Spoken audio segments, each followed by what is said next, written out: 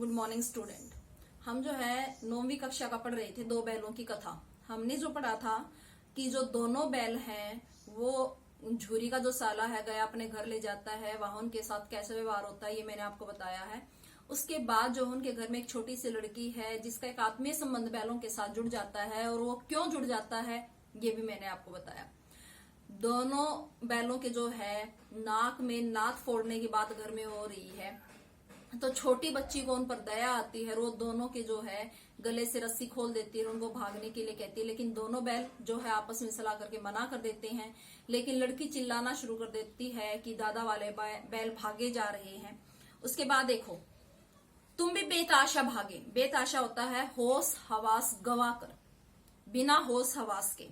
वहीं उसे मार गिराना था। अब ये बात कौन कह रहा है? मोती कह रहा है, ठीक है। उसे मार गिराते तो दुनिया क्या कहती? हीरा कहता है कि नहीं, दुनिया जो है हमारे ऊपर इल्जाम लगाती, क्योंकि जिस घर की हम रोटी खाते हैं, नमक खाते हैं, उसके विरोध में काम करना, नमक हरामी करना सही नहीं है। वह अपना धर्म छोड़ दे, कि मनुष्य भले ही अपना धर्म छोड़ दे लेकिन पशु जो है अपना धर्म नहीं छोड़ सकता।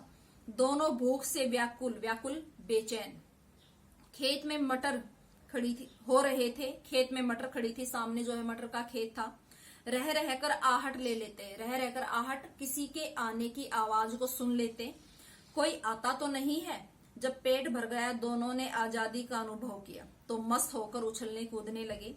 पहले दोनों ने डकार ली, पेट भरने के बाद दोनों ने डकार ली, फिर सींग मिलाई, फिर दोनों जो है एक दूसरे के साथ मस्ती करने लगे, एक दूसरे को ठेलने लगे। मस्ती में जैसे हम धक्का मुक्की करते हैं एक दूसरे के साथ, इस तरह से वे एक दूसरे को ठेलने लगे।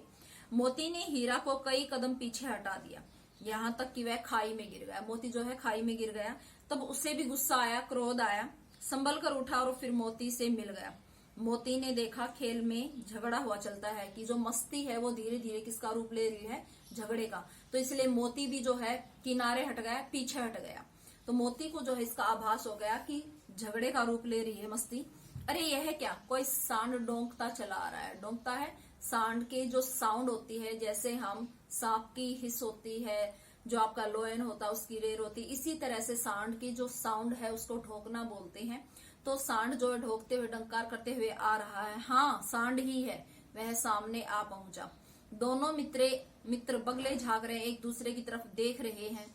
सांड पूरा हाथी है, उससे भिड़ना जान से हाथ धोना है। सांड आपने देखा होगा कि गलियों में जो आता है, हम चारा वगैरह रखते हैं खाने के लिए, जो गांव में खुला छोड़ा जाता है वो होता है सांड। वो जो है बैल से ज्यादा बलशाली होता है।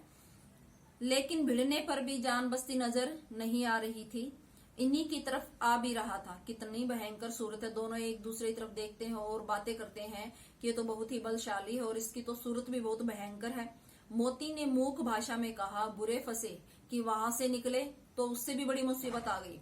कोई उपाय सोचो। मोती हीरा को कहता है, कोई उपाय सोचो जल्दी से निकलने का। हीरा ने चिंतित स्वर में कहा, अपने घमंड में भूला हुआ है, आरजू विनती न सुनेगा। कहता है कि अगर हम उससे दया की भीख मांगते हैं, विनती करते हैं तो वो नहीं सुनेगा।